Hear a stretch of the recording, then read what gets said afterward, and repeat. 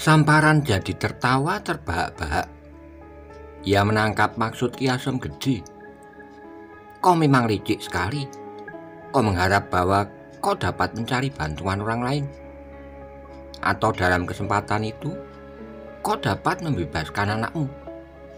Nah, Ki Asem Gede, supaya persoalan ini tidak berlarut-larut, aku tetapkan hari pertarungan adalah hari ini. Bukankah fajar sudah datang? Seperti disengat ribuan lebah, Ki Asem Gede mendengar putusan Samparan itu, bahwa setan itu betul-betul licik. Kini telah terbukti. Dan ia sesali ketergesa-gesaannya tadi. Kalau saja ia tadi membicarakan soal ini dengan sahabat-sahabatnya. Ki Asem Gede sendiri bukan berarti takut menghadapi persoalan itu. Meskipun misalnya ia harus menyerahkan nyawanya. Tapi taruhannya terlalu besar. Kalau ia kalah, berarti kekalahan itu berlipat dua. Sedangkan ia sendiri sadar bahwa tenaganya sudah mulai surut. Apalagi menghadapi iblis-iblis yang segar dan sedang tumbuh. Kembali Ki Asem Gede menyesali dirinya. Biasanya ia berlaku tenang, tetapi menghadapi persoalan satu-satunya anak yang diharapkan dapat melanjutkan namanya, ia jadi kehilangan ketenangan itu. Tetapi pada saat ia sedang kebingungan, tiba-tiba terdengarlah suatu suara yang berat dan mengandung pengaruh yang luar biasa. Katanya, Ki Asem Gede akan menerima ketetapan hari itu, dan Ki Asem Gede akan menunjuk aku sebagai pembelanya. Mendengar suara itu, semua yang berada di dalam ruangan segera memandang ke arah pintu di mana berdiri seorang dengan sikap yang tenang meyakinkan. Itulah Maiso Jenar. Melihat kehadiran Maiso Jenar tanpa diduga-duga itu, Ki Asem Gede menjadi girang bukan kepalang. Sampai hampir-hampir ia berteriak. Cepat-cepat ia melangkah mendekati dan menggoyang-goyangkan tangan sahabatnya yang baru saja dikenalnya itu. Sementara itu kelima orang penghuni rumah itu memandang dengan heran dan mencoba menebak-nebak siapakah gerangan orang yang begitu besar kepala sehingga berani menawarkan diri untuk membela anak Ki Asem Gede itu. Dan wajah orang itu belum pernah dikenalnya. Siapakah dia? Tanya Samparan kemudian. Hampir saja Ki Asem Gede menyebut gelar Ronggotojoyo untuk sekaligus menakut-nakuti kelima orang itu. Tapi melihat gelagat itu, segera Maiso Jenar mendahului. Aku adalah Maiso Jenar, sahabat Ki Asem Gede. Maiso Jenar, ulang Samparan. Nama itu pun sama sekali tak terkenal di daerah ini. Orang yang paling mereka takuti adalah Dalang Mantingan, yang beberapa waktu lalu berhasil menangkap 3 serangkai perampok yang bernama Tunggal Sambernyowo. Dan seandainya Dalang Mantingan pada saat itu ada di situ pun, belum tentu dapat mengalahkan mereka berlima, yang merasa mempunyai kekuatan 2 kali lipat dari kekuatan Sambernyowo itu. Hanya tentu saja kalau Mantingan ada di situ, ia takkan berani membuat tantangan pertarungan yang demikian. Tapi sekarang yang adanya orang yang sama sekali tak ternama. Melihat keraguan-raguan orang-orang itu serta takut kalau mereka mengubah peraturannya, segera Maiso Jenar menambahkan, aku kira tak ada lagi persoalan. Apapun yang akan terjadi atas diri kami nanti, yang melaksanakan pertandingan itu bukanlah suatu soal yang perlu direnungkan. Aku adalah laki-laki seperti kalian juga. Perkataan Maiso Jenar ini rupa-rupanya telah berhasil menyentuh harga diri Samparan serta kawan-kawannya. Apalagi mereka telah merasa bahwa kehebatan mereka sukar mendapat tandingan.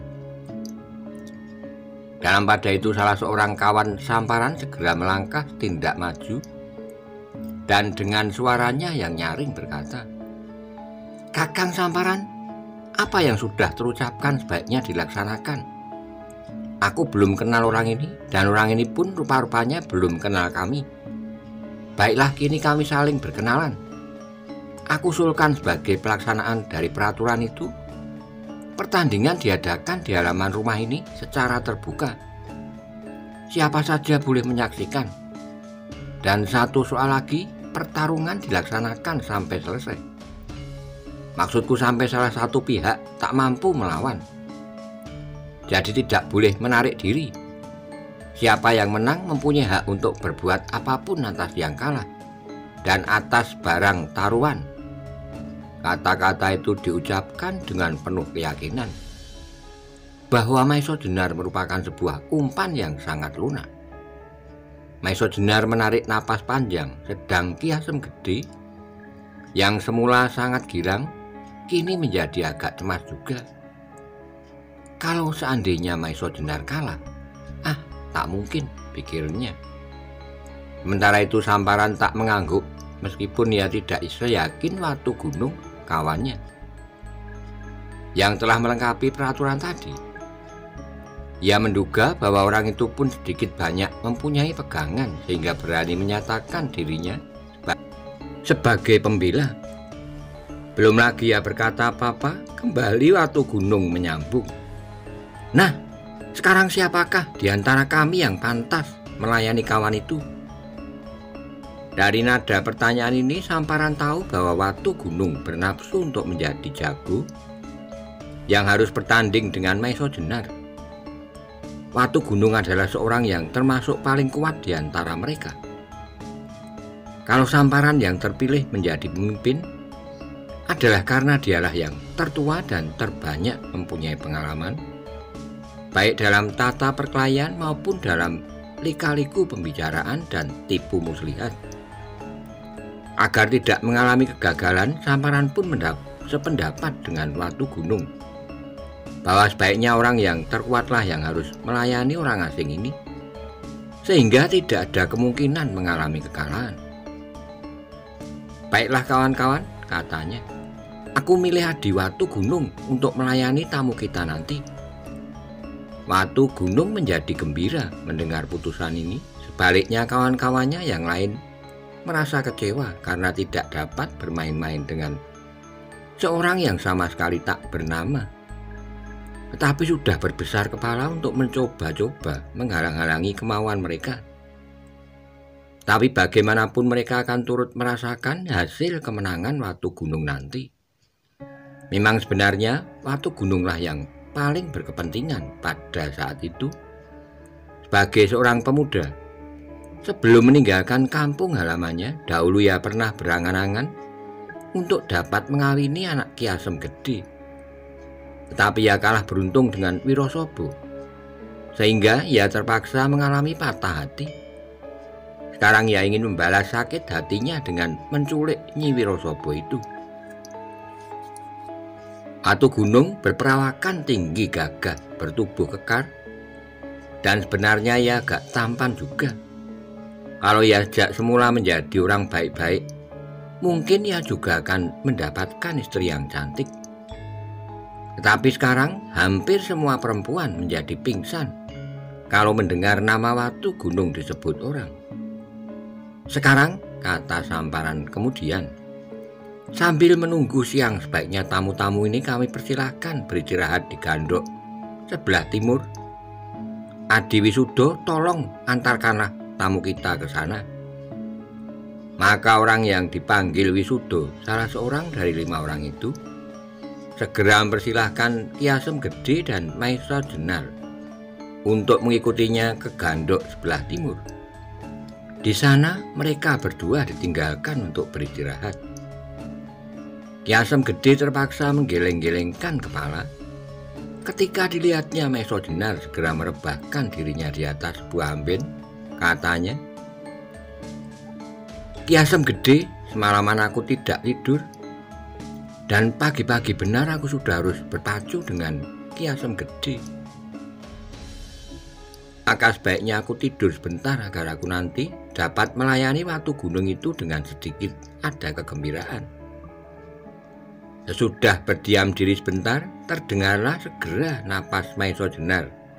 Mengalir secara teratur, ia sudah tertidur. Ki Asem Gede heran bukan main, sebentar lagi harus mengadu tenaga. Antara hidup dan mati melawan seorang yang termasuk mempunyai kehebatan dalam pertarungan. Tetapi sekarang dengan enaknya ia tidur mendengkur. Ketika hal itu direnungkan dalam-dalam, ternyata Maesa Jenar sama sekali tak memandang remeh calon lawannya. Dengan beristirahat meskipun hanya sebentar, ia akan dapat memulihkan tenaganya, sehingga dengan demikian ia akan dapat bertanding dengan baik. Mendapat pikiran yang demikian, ia pun merasa bahwa dirinya juga perlu mengasuh. Siapa tahu tenaganya nanti diperlukan. Ternyata hatinya tidak setenang Maesa Jenar. Ia tetap khawatir akan nasib anak satu-satunya itu. Dan ia juga khawatir kalau Samparan dan kawan-kawannya berbuat curang. Karena itu ia hanya berbaring. Matanya sama sekali tak dapat dipejamkan.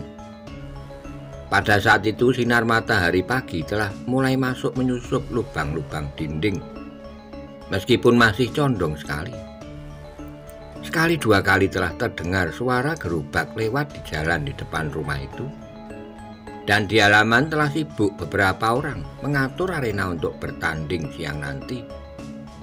Beberapa orang yang lewat ketika melihat beberapa tonggak ditancapkan dan tali-tali direntangkan, mereka tahu bahwa akan ada pertandingan lagi di halaman rumah Samparan yang juga dikenal sebagai rumah setan. Sebenarnya tak seorang pun yang ingin dekat dengan rumah serta penghuninya itu.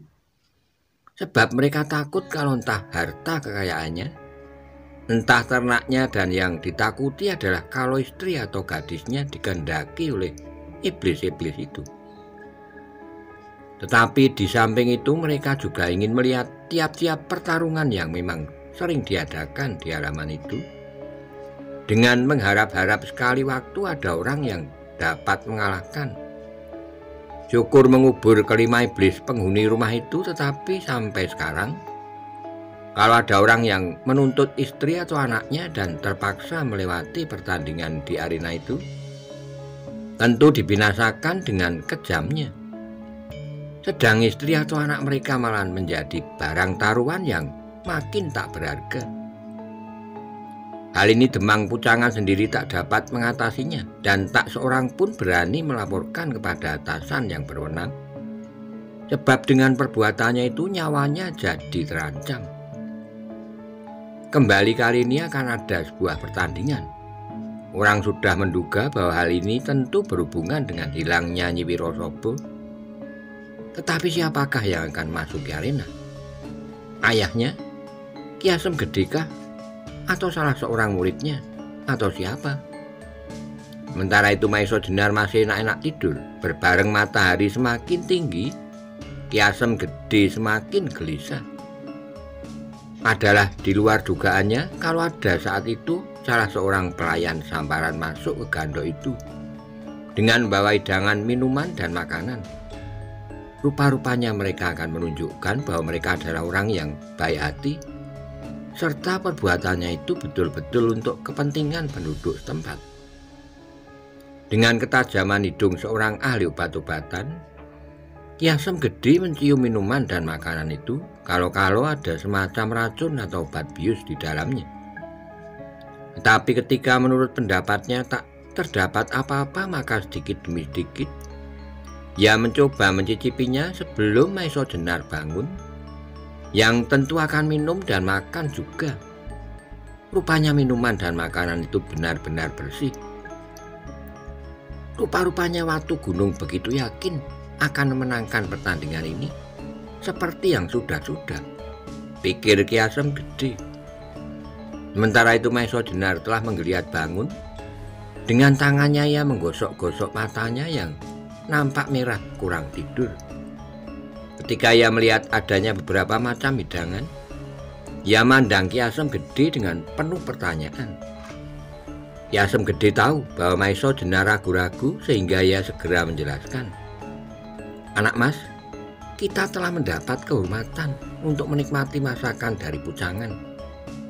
Aku, sebagai orang yang mendalami masalah obat-obatan, telah meyakini bahwa makanan ini bersih dari racun maupun obat bius, dan malahan aku pun telah mencicipinya.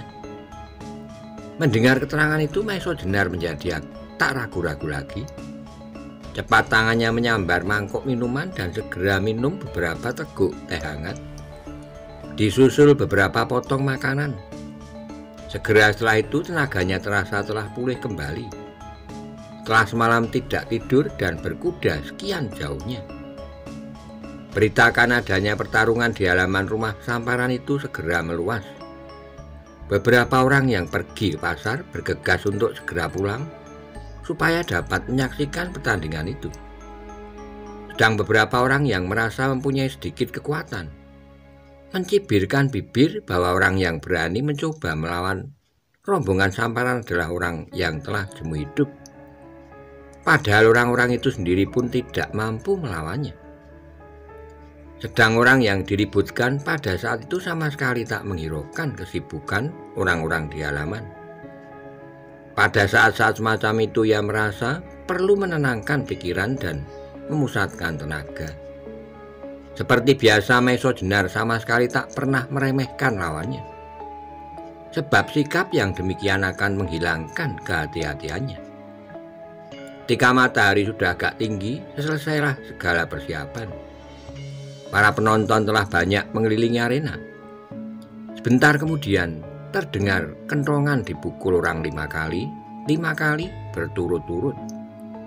Suaranya mencar menghantam dinding-dinding jurang dan tebing pegunungan, yang kemudian dilemparkan kembali, menggema seperti aum harimau kelaparan mencari makan. Demikianlah suara kentongan itu lama 5 kali berturut-turut bagi orang-orang pucangan, seolah seperti suara malaikat pencabut nyawa yang memanggil-manggil korbannya. Kemudian keluarlah dari pendopo rumah itu Samparan beserta 4 orang kawannya, masing-masing dengan pakaian yang hampir sama, celana hitam sampai lutut, kain lurik merah sogo, sabuk kulit ular bertimang emas, dan berikat kepala merah sogo pula, tanpa baju. Kelima orang itu langsung menuju ke arena. Orang-orang yang berkerumun bersibak memberi jalan.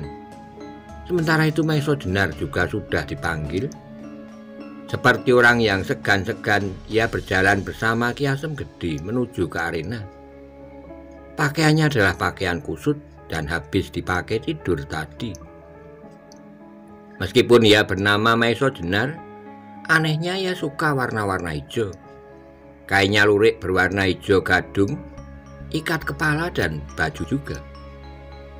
Maesa Jenar dengan acuh tak acuh menjawab, "Selamat pagi, Patu Gunung. Aku sengaja tidak mandi, sebab aku takut kalau airmu memperlemah semangatku, sehingga aku tak dapat melayani permainanmu dengan baik." Melihat Maesa Jenar, beberapa orang mulai menilai-nilai. Memang agak aneh bagi mereka. Begitu tenang dan sama sekali tidak gugup. Dipandang dari segi ketegapan tubuhnya, ternyata Watu Gunung lebih tinggi sedikit dari lawannya. Serta otot-ototnya tampak lebih kuat. Umurnya pun nampaknya tak terpaut banyak. Tetapi orang-orang yang sedang sibuk menilai itu menjadi bingung. Mereka sama sekali tak menemukan satu hal pun dari Maesa Jenar yang dapat melebihi lawannya. Tingginya, besarnya, otot-ototnya, dan segalanya. Tapi ketika mereka mandang matanya, seakan-akan mereka menjadi yakin kalau Maesa Jenarlah yang akan memenangkan pertarungan ini. Mereka sama sekali tak sampai pada pikiran bahwa mata yang terang cemerlang itu memancarkan suatu kebesaran pribadi yang tak ada bandingnya. Hal ini rupanya dirasakan juga oleh Samparan dan kawan-kawannya, sehingga ketika Watu Gunung bertemu pandang dengan Maesa Jenar, hatinya berdegup keras dan cepat-cepat ia melemparkan pandangannya. Dengan gugup untuk menutupi perisauan hatinya, Watu Gunung berteriak, "Kakang Samparan, senjata apa yang pantas aku pakai?" Samparan yang tak mengira akan mendapat pertanyaan itu dengan sekenanya saja menjawab, "Apa yang kau pilih?" Kembali Watu Gunung jadi kebingungan. Dan untuk mengatasinya, ia ingin mencari jawab pada lawannya dan sekaligus untuk lebih merapati kegelisahannya, katanya, "Maiso Jenar, senjata apakah yang ingin kau pakai?" Maiso Jenar merenung sebentar, kemudian jawabannya semakin menjadikan Watu Gunung kebingungan. "Watu Gunung, senjata adalah barang yang berbahaya.